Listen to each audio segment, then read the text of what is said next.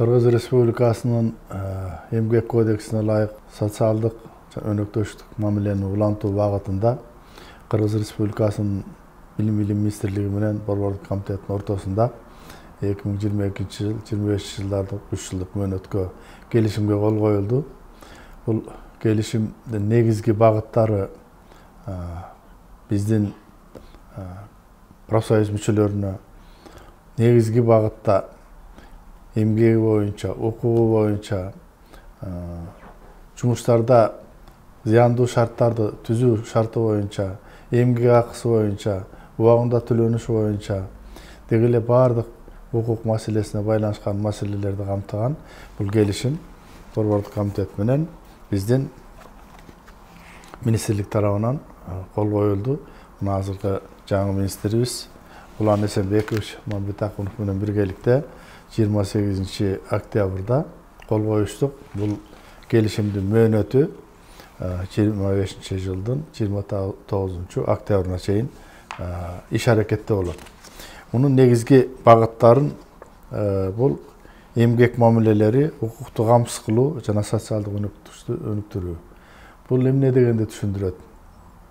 Көп учурларда жумуш берүүчүлөр, жалдан иштөөчүлөр катары биздин профсоюздун мүчөлөрүнө укугун жумушка алууда тартиби бузулат, жумуштан бошотууда тартиби бузулат, убагында чечиле турган айлык маселелери өз убагында берилбей калган шарттар болгон учур болот.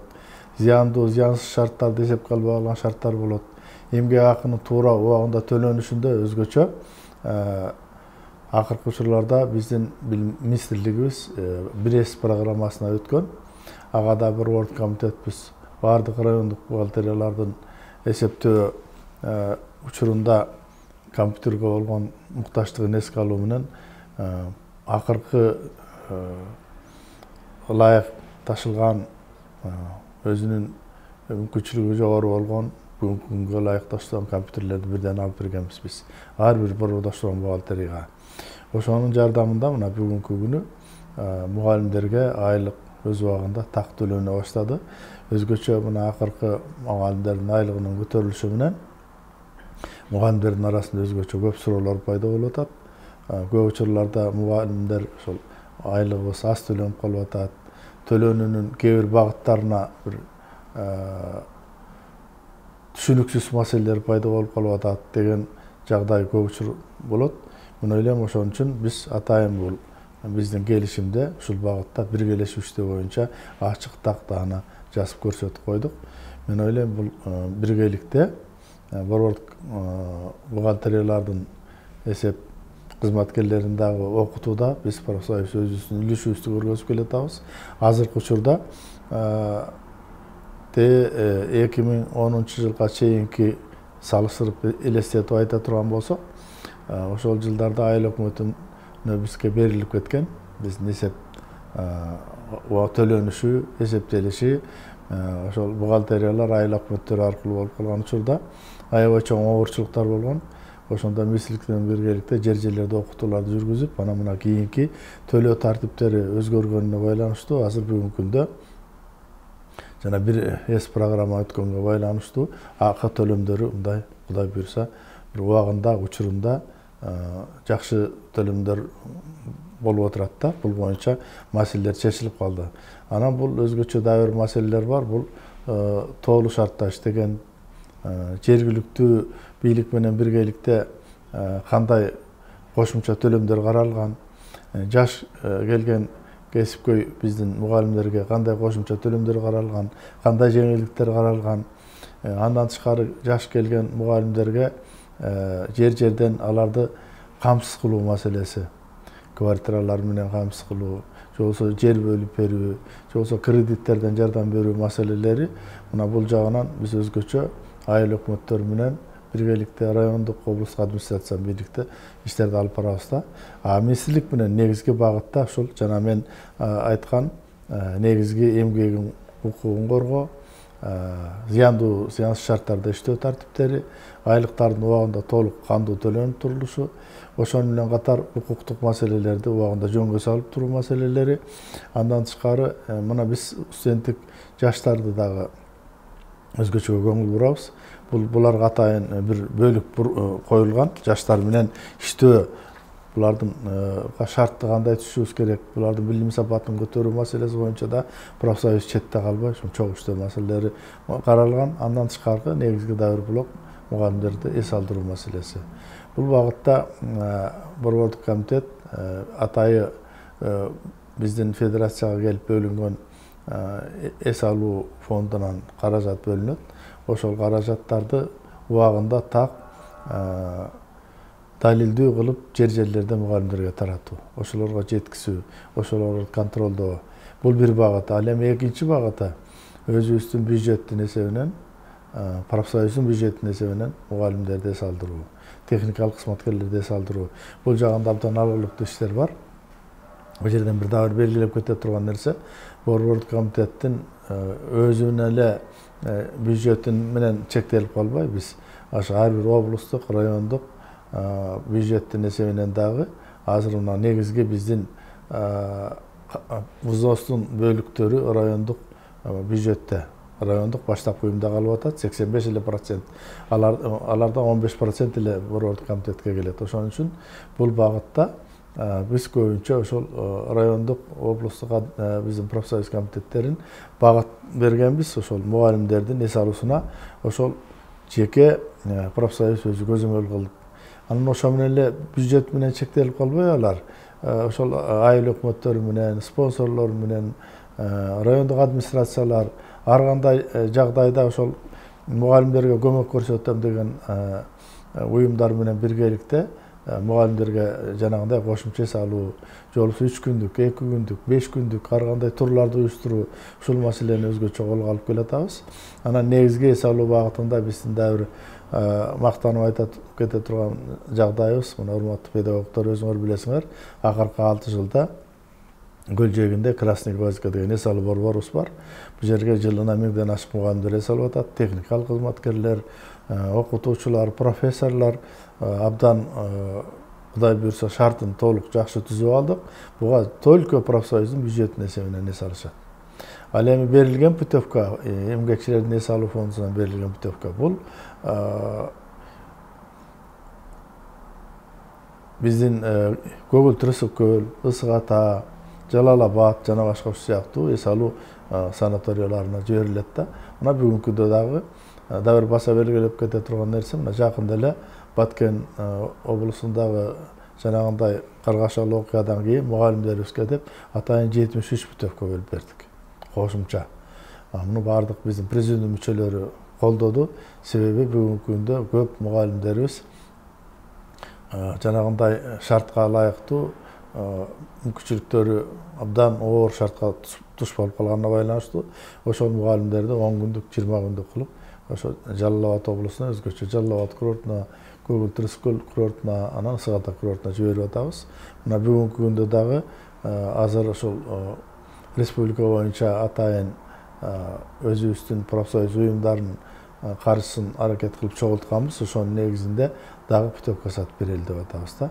Мен ойлойм, бул ушунун баардык ушул маселелердин баарын укуктук тартипке алып келе турган бул эки тараптуу, үч тараптуу келишим да. Ошон үчүн бул биз кол коюшкан биздин министрлик менен Борбордук комитеттин келишими бул өзүнчө турмушта өзгөчө орун ээлейт. Бул жогорку окуу жайдан баштап райондук, облустук, мектеп, бакча, бүт баардык билим берүү системасында иштеген кызматкерлерге таасир этет да. Ошон үчүн бул келишимди биз ойлойм аткарылышын жыл сайын бул жерге жазып койдук. Жылдын аягында министрлик менен биргеликте бул маселенин аткарылышында талдап, карап турабыз. Анан Кудай буйрса 25-жылдын аягына 29 октябрга карата, андан кийинки 3 жылга карата жаңы келишим түзүү боюнча дагы чечимдер кабыл алынат да. Анан да бир нерсени айтып коюшум керек. Бүгүнкү күндө кандай иштер болуп атат биздин облустарда, райондордо. Биздин түздөн түз көрсөтмөбүз менен ар бир облустарда облустук администрация менен келишим түзүлгөн. Ал эми райондордо болсо райондук профсоюз комитети менен, билим берүү бөлүмү менен, райондук администрация менен 3 тараптуу келишимдер түзүлгөн. Ал эми мектептин базасында, же болбосо жогорку окуу жайда мектептин базасында правкому, mekteптин директору, айыл өкмөтү 3 тараптуу келишим түзүлөт. Ал эми жогорку окуу жайларда правком менен жогорку окуу жайдын ректорунун ортосунда 2 тараптуу келишим түзүлөт да. Бул Атайы эмгек кодексине же болбосо өнөктөштүк тууралуу мыйзамга негизделген мыйзамдуу бул келишим локалдык документ. Бул өзүнүн юридикалык күчү бар. Эгерде келишимде кабыл алынган маселенин аткарылышы боюнча кээ бир маселе болуп кала турган болсо, юристтер же болбосо официальный органдар келип караганда, келишимде эгерде кошумча айлык төлөөнү караса, кошумча бир мүмкүнчүлүктөр каралса, социалдык абалды жакшыртуу боюнча профсоюз мүчөлөрүнө бир маселе карала турган болсо, буга эч кимдин мындай бир укук бузуу катары карай албайт да. Себеби бул келишимде көрсөтүлгөндөй бул локалдык нормативдик документ катары кирет да. Ошон үчүн мунун өзгөчө орду бар. Анан Кудай буйрса, мына ушул биздин келишимдин негизинде бардык мектептерден, бала бакчадан баштап жогорку окуу жайларга чейин район, облус баары өздөрүнүн келишим түзүү бул атайы учур Кудай буйрса жыйынтыкталып калды. Бүгүнкү күндө 97,6% бардыгы келишим түзүлдү республика боюнча. Бул эмне дегенди түшүндүрөт? Бул ошол бардык профсоюз мүчөлөрүнүн укугун коргоо, социалдык абалына толук шарт түзүү, деги эле мугалимге болгон, жалпы билим берүү кызматкерине болгон социалдык абалды жогорулатууга толук шарт түзүүгө негиз болот дегенди түшүндүрөт да. Ошон үчүн урматтуу биздин билим берүү кызматкерлерине дагы бир жолу кайрылам. Жерлерде өзгөчө мектептен, бала бакчадан баштап райондук, облустук администрациянын деңгээлинде, ректораттардын деңгээлинде келишимдин кабыл алынып атканда ошонун ички мазмунуна өзгөчө кийлигишип, кайсы көйгөйлүү маселелерди коюп чечсек болот, кайсы мыйзамга таянсак болот, билим берүү мыйзамы, мугалимдерди статусу жөнүндө мыйзам, деги эле биздин билим берүү системасына таасир эткен кайсы мыйзамдарга таянсак болот, ошолордун негизинде келишимге киргизип алсак, анын аткарылышы көзөмөлдөп турсак, анан биз профсоюздун мүчөлөрүнүн кандайдыр деңгээлде укугун дагы, социалдык абалын дагы толугу менен камсыз кылууга мүмкүнчүлүк болот бизде. Ошон үчүн мен билим берүү кызматкерлерине, өзүбүздүн бардык профсоюз мүчөлөрүнө кайрылам. Ошол өнөктөштүк боюнча мыйзамды негиз кылып, мындан ары да ишти жакшыртабыз деген ойдомун. Кудай буйрса, кийинки жылга дагы чоң программалык материалдарыбыз кабыл алынды.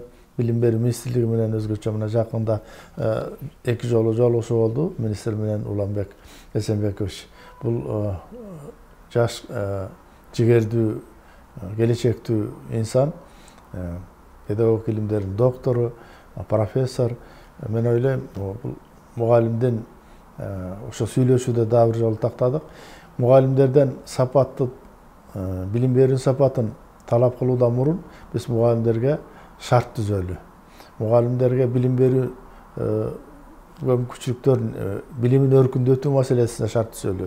Мугалимдерди кошумча китеп каржылары менен материалдык базасын чыңдоого шарт түзсөк, анан ушуну баары биригип келип, билимдин сапатын көтөрүүгө, же болбосо биздин мамлекетте жүрүп жаткан саясат, президентибиздин бүгүнкү күндө койгон негизги маселе ошол болуп атат. Кыргызстанда билим берүүнүн сапатын дүйнөлүк деңгээлге көтөрүү маселе жагы. Бул боюнча көп иш-чаралар жүрүп атат. Мен ойлойм, биз билим берүү министрлиги менен Борбордук комитет биргеликте ушул иштердин баарын аягына алып чыгабыз. Кудай буйрса, урматтуу менин кесиптештерим, алдыбызда чоң иштер турат, шуну чогуу аткаралы, келечегибиз кең болсун.